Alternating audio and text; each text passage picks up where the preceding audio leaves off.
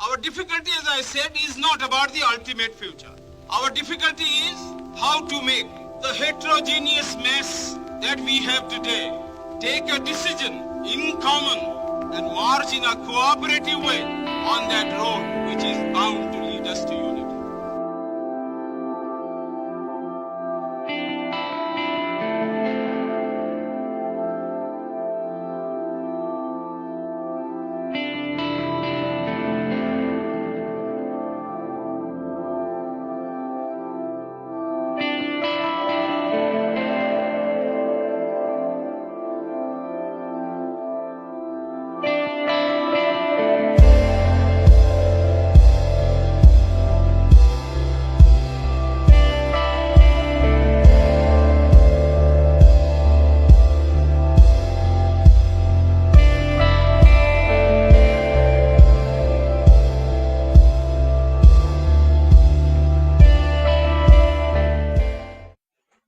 ಆತ್ಮೀಯರೇ ನಮಸ್ಕಾರ.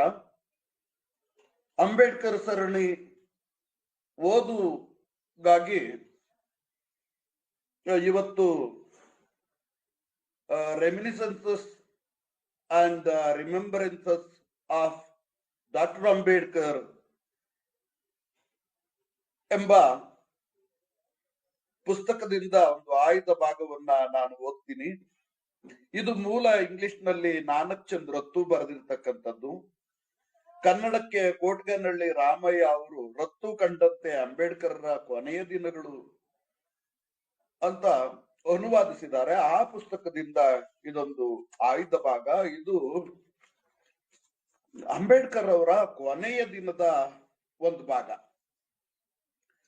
ಆ ದಿನ ರಾತ್ರಿ ರತ್ತು ತಡ ಮಾಡದೆ ಕೇಳೇ ಬಿಟ್ಟ, ಸರ್, ಯಾಕಿಷ್ಟು ಇತ್ತೀಚೆಗೆ ನೋವು ಅನುಭವಿಸುತ್ತಿದ್ದೀರಿ? ನಿಮ್ಮ ದುಗುಡಕ್ಕೆ ಕಾರಣವಾದರೂ ಏನು? ಯಾಕೆ ಅಳುತ್ತಿದ್ದೀರಿ? ಹೀಗೆ ಕೇಳುತ್ತಿರುವುದಕ್ಕಾಗಿ ನನ್ನನ್ನು ಕ್ಷಮಿಸಿರಿ ಸರ್, ನಿಮ್ಮನ್ನು ಬೇಡಿಕೊಳ್ಳುತ್ತಿದ್ದೇನೆ, ದಯಮಾಡಿ ಹೇಳಿ ಎಂದು ಕೇಳಿದ. ಅಂಬೇಡ್ಕರ್ ಅವರಿಗೆ ರತ್ತುನ ಅಂತರಂಗದ ಕಳಕಳಿ ಅರ್ಥವಾಗಿರಬಹುದು. ಮೌನವಾದರು ಅಂಬೇಡ್ಕರ್. ಮೊದಲು ಯಾವ ಪ್ರತಿಕ್ರಿಯೆಯನ್ನು ಕೊಡಲಿಲ್ಲ. ಭಾವನೆಗಳ ಒಯ್ದಾಟಕ್ಕೆ ಸಿಕ್ಕಿ ತಳಮಳಗೊಂಡರು. ಕೈ ಮೇಲೆತ್ತಿ ಮೌನ ಮುರಿದು ಮಾತನಾಡತೊಡಗಿದರು. ನನ್ನನ್ನು ಏನು ಬಾಧಿಸುತ್ತಿದೆ, ನಾನೇಕೆ ದುಃಖಿಸುತ್ತಿದ್ದೇನೆ ಎಂಬುದು ನಿನಗೆ ಅರ್ಥವಾಗುವುದಿಲ್ಲ ರತ್ತು. ನನ್ನ ಚಿಂತೆಗೆ ಮೊದಲನೆಯ ಕಾರಣ ನಾನು ನನ್ನ ಜೀವನದ ಮಹತ್ ಕಾರ್ಯವನ್ನು ಈಡೇರಿಸದೆ ಹೋದೆನಲ್ಲ ಎಂಬುದು. ನನ್ನ ಜನ ಉಳಿದೆಲ್ಲರಂತೆ ಆಳುವವರಾಗಿ ಸಮಾನತೆ ಮತ್ತು ಗೌರವದ ಬದುಕಬೇಕೆಂದು ಆಸೆಪಟ್ಟಿದ್ದೆ. ಅನಾರೋಗ್ಯದಿಂದಾಗಿ ನಾನೀಗ ಬಹುತೇಕ ಶಕ್ತಿಗುಂದಿ ಪರಾಜಿತನಾಗಿದ್ದೇನೆ ರತ್ತು. ಇದುವರೆಗೂ ನನ್ನಿಂದ ಏನನ್ನು ಮಾಡುವುದಕ್ಕೆ ಸಾಧ್ಯವಾಯಿತೋ ಅದರ ಫಲಾನುಭವಿಗಳಾದ ಕೆಲವರು ಅಕ್ಷರಸ್ಥರು ದ್ರೋಹಿಗಳಾಗಿ ನಿರರ್ಥಕರಾಗಿದ್ದಾರೆ. ತುಳಿತಕ್ಕೊಳಗಾದ ಅವರ ಇತರೆ ಸಹೋದರರ ಬಗ್ಗೆ ಕೊಂಚವೂ ಕರುಣೆ ಇಲ್ಲದವರಾಗಿದ್ದಾರೆ. ನನ್ನ ಕಲ್ಪನೆಯನ್ನು ಮೀರಿ ಸ್ವಾರ್ಥಿಗಳಾಗಿ ತಮ್ಮ ವೈಯಕ್ತಿಕ ಹಿತವನ್ನಷ್ಟೇ ಕಾಯ್ದುಕೊಳ್ಳುತ್ತಿದ್ದಾರೆ. ಒಬ್ಬನೇ ಒಬ್ಬ ಕೂಡ ಸಮುದಾಯದ ಸೇವೆಗೆ ಬದ್ಧನಾಗುತ್ತಿಲ್ಲ. ಅವರು ತಮ್ಮ ಸರ್ವನಾಶಕ್ಕೆ ತಾವೇ ದಾರಿ ಮಾಡಿಕೊಳ್ಳುತ್ತಿದ್ದಾರೆ. ನಾನೀಗ ನನ್ನ ಗಮನವನ್ನು ಹಳ್ಳಿಗಾಡಿನಲ್ಲಿರುವ ಆರ್ಥಿಕವಾಗಿ ಮೇಲೆ ಬರಲಾಗದೆ ನರಳುತ್ತಿರುವ ಅಸಂಖ್ಯಾತ ಅನಕ್ಷರಸ್ಥ ವರ್ಣಿಸಬೇಕೆಂದುಕೊಂಡಿದ್ದೇನೆ ರತ್ತು. ಆದರೇನು ಮಾಡಲಿ, ನನಗಿರುವ ಆಯುಷ್ಯ ಅತ್ಯಲ್ಪ. ಇದಲ್ಲದೆ ನಾನು ಬರೆದಿರುವ ಪುಸ್ತಕಗಳು ಬದುಕಿರುವಾಗಲೇ ಬೆಳಕು ಕಾಣುತ್ತವೆ ಎನ್ನುವ ಭರವಸೆಯೂ ಇಲ್ಲವಾಗಿ ಸಿದ್ಧವಾಗಿದೆ.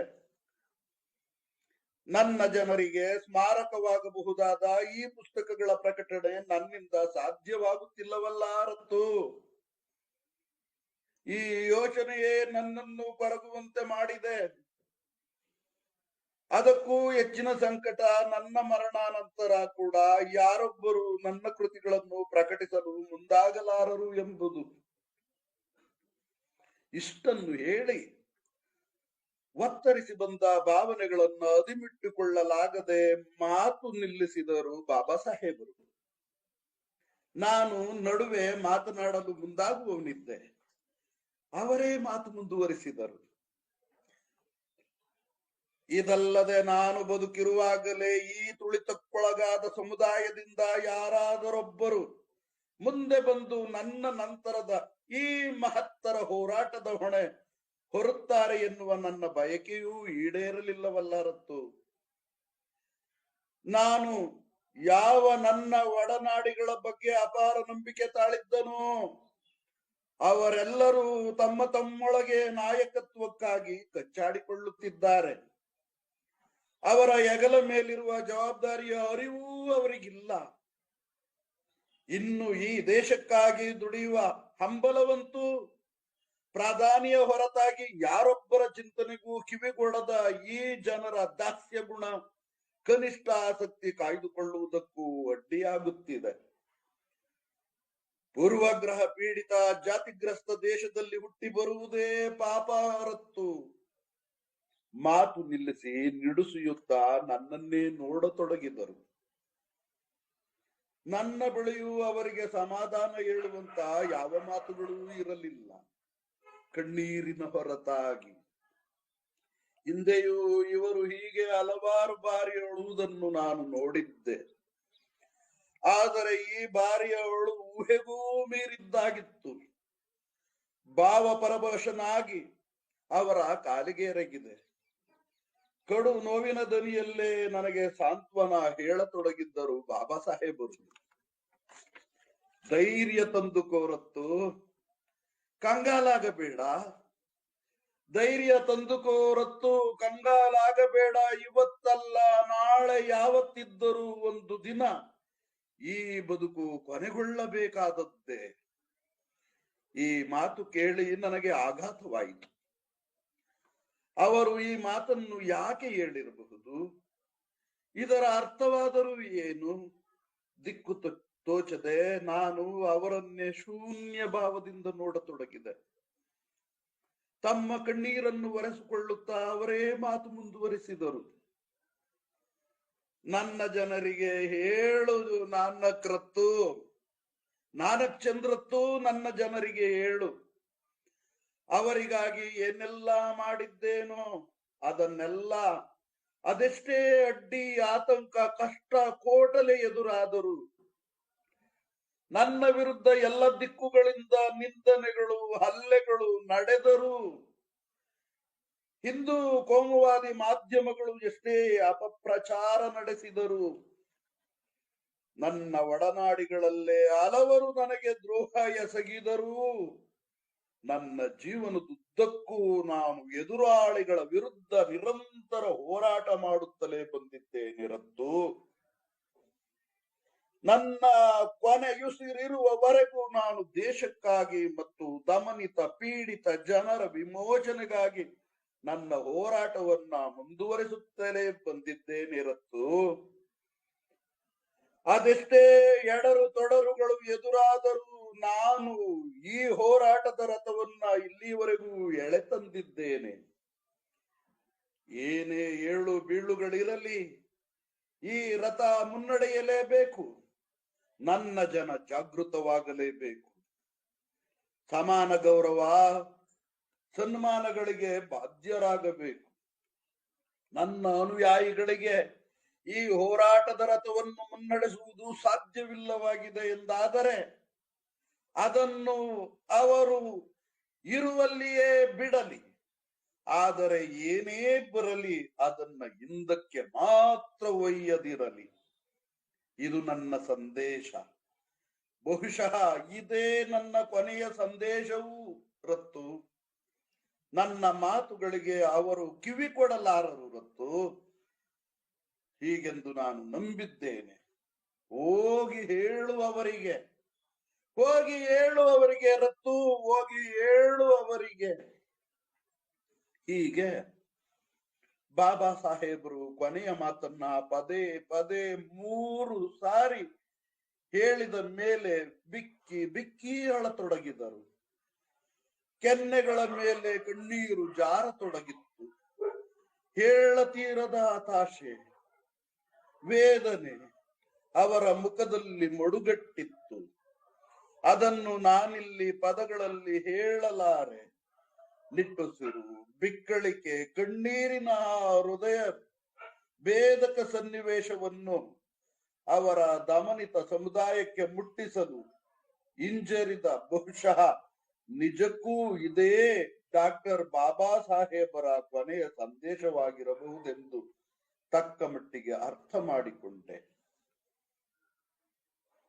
ತೀವ್ರವಾಗಿ ಕುಸಿಯುತ್ತಿರುವ ಆರೋಗ್ಯ, ನಿವಾರಿಸಲಾಗದ ದೃಷ್ಟಿದೋಷ, ಇದೆಲ್ಲವೂ ಸನಿಹವಾಗುತ್ತಿರುವ ಸಾವಿನ ಮುನ್ಸೂಚನೆಯಂತೆ ಅವರಿಗೆ ಕಂಡಿರಬೇಕು ಎಂದುಕೊಂಡೆ. ಒಂದೇ ಒಂದು ಸಾಂತ್ವನದ ಮಾತು ಹೇಳುವ ಧೈರ್ಯವು ನನ್ನಲ್ಲದಾಯಿತು. ಆದ್ದರಿಂದ ಅವರ ಮನಸ್ಸಿನ ಮೇಲೆ ಯಾವ ಪರಿಣಾಮವೂ ಆಗದಿರಲೆಂದು ನಾನು ಭಾವಿಸಿದೆ. ನಾನು ಅದೆಷ್ಟು ಭಾವಪರವಶನಾದೆ ಎಂದರೆ, ಬೇರೇನೂ ಮಾಡಲಾಗದೆ ಕಣ್ಣೀರು ಗರೆಯುತ್ತಲೇ 2 ಕೈ ಜೋಡಿಸಿ ಅವರ ಪಾದಗಳಿಗೆ ಎರಗಿದೆ. ಹೇಗೋ ಸಾವರಿಸಿಕೊಂಡೆ. ಸಾರ್, ನಿಮ್ಮ ಪ್ರಾಣ ಅಮೂಲ್ಯ. ಸಾಧ್ಯವಾಗುವಂತಿದ್ದರೆ ನನ್ನ ಆಯುಷ್ಯದ 8 ವರ್ಷಗಳನ್ನು ನಾನು ನಿಮಗೆ ಧಾರೆ ಎರೆಯುತ್ತಿದ್ದೆ. ನೀವು ನಿಮ್ಮ ಜೀವನದ ಮಹತ್ ಕಾರ್ಯವನ್ನು ನೆರವೇರಿಸಬಹುದಿತ್ತು. ಮೇಲು ಜಾತಿಗಳ ದೌರ್ಜನ್ಯ, ದಬ್ಬಾಳಿಕೆಯಡಿ ನಲುಗುತ್ತಿರುವ ಹಳ್ಳಿಗಾಡಿನ ಅಸಂಖ್ಯಾತ ದಮನಿತರನ್ನ ವಿಮೋಚನೆ ಮಾಡಬಹುದಿತ್ತು. ಆಗ ನನಗೂ ಕೂಡ ಅಸಂಖ್ಯಾತ ದಮನಿತರ, ಶೋಷಿತರ ಏಳಿಗೆಗಾಗಿ ಬದುಕನ್ನೇ ತ್ಯಾಗ ಮಾಡಿದ ಮಹಾತ್ಮನೊಬ್ಬನ ಸೇವೆ ಮಾಡಿದ ಸಾರ್ಥಕತೆಯಾದರೂ ಸಿಕ್ಕುತ್ತಿತ್ತು ಎಂದು ನಮ್ರತೆಯಿಂದ ನುಡಿದೆ. ಅಂಬೇಡ್ಕರ್ ನನ್ನ ಕಣ್ಣೀರು ಮತ್ತು ದುಃಖವನ್ನು ಕಂಡು ಕೈಯೆತ್ತಿ ವಾತ್ಸಲ್ಯಮಯಿ ತಂದೆಯಂತೆ ನನ್ನ ಬೆನ್ನು ತಟ್ಟಿದರು. ಅರ್ಥಪೂರ್ಣ ಆಪ್ತತೆಯ ನೋಟ ಹರಿಸಿದರು. ಹೀಗೆ ಬಾಬಾ ಸಾಹೇಬರು ತಮ್ಮ ಜೀವಿತದ ಕೊನೆಯ ಕಾಲದಲ್ಲಿ ತಮ್ಮ ದೂರದೃಷ್ಟಿಯ ಕೊನೆಯ ಸಂದೇಶವನ್ನು ನೀಡಿದ್ದಾರೆ. ಇಷ್ಟಾದ ಮೇಲೆ ಬೇರೆ ಯಾವ ಪ್ರತಿಕ್ರಿಯೆಯೂ ಅವರಿಂದ ಬರಲಿಲ್ಲ. ನಾನಂತೂ ಅವರ ಮಾತುಗಳನ್ನ ಕೇಳಿ ಭಾವ ಪರವಶತೆಯ ಪರಾಕಾಷ್ಠೆ ತಲುಪಿದ್ದೆ. ವಿಷಯ ಪ್ರಸ್ತಾಪಿಸಿ ಹೇಳತೀರದ ಯಾತನೆ ಕೊಟ್ಟೆನೆಂಬ ಪಶ್ಚಾತ್ತಾಪಕ್ಕೆ ನಾನು ಒಳಗಾಗಿದ್ದೆ. ಅವರ ನೆತ್ತಿ ಮತ್ತು ಪಾದಗಳನ್ನು ಒತ್ತತೊಡಗಿದೆ. ನಿಧಾನಕ್ಕೆ ಅವರು ನಿದ್ರಾವಶರಾದರು. ದೀಪ ಆರಿಸಿ ನಾನು ಕೋಣೆಯಿಂದ ಹೊರಬಂದೆ. ಹೃದಯ ಭಾರವಾಗಿತ್ತು. ಸುಧಾಮ ಚಹದ ಲೋಟ ಹಿಡಿದು ಬಂದ. ನಾನು ಅವನಿಗೆ ಬಾಬಾ ಸಾಹೇಬರು ಪಟ್ಟ ಯಾತನೆ ಕುರಿತು ಹೇಳಿದೆ. ನನಗೆ ಅವತ್ತಿನ ಆ ಯಾತನಾಮಯ ತಲ್ಲಣದ ಗಳಿಗೆಗಳನ್ನು ನೆನೆದರೆ ದುಃಖ ಒತ್ತರಿಸಿ ಅಳು ಬಾಯಿಗೆ ಬರುತ್ತದೆ. ಈಗಲೂ ಇದನ್ನ ಬರೆಯುತ್ತಿರುವಾಗಲೂ ಅಷ್ಟೇ ದುಃಖ ಒತ್ತರಿಸಿ ಬರುತ್ತಿದೆ. ಜೈ ಭೀಮ್. ನಮಸ್ಕಾರ. ಡಾಕ್ಟರ್ ವಡ್ಡಗೆರೆ ನಾಗರಾಜಯ್ಯ ನಿಮ್ಮ ಮುಂದೆ ಅಂಬೇಡ್ಕರ್ರ ಕೊನೆಯ ದಿನಗಳ ಈ ನೆನಪುಗಳನ್ನ ರತ್ತು ಕಂಡಂತೆ ಬರೆದಿರುವ ನೆನಪುಗಳನ್ನ ನಿಮ್ಮ ಮುಂದೆ ಪ್ರಸ್ತುತಪಡಿಸಿದ್ದೇನೆ. ಮತ್ತೊಮ್ಮೆ ಜೈ ಭೀಮ್.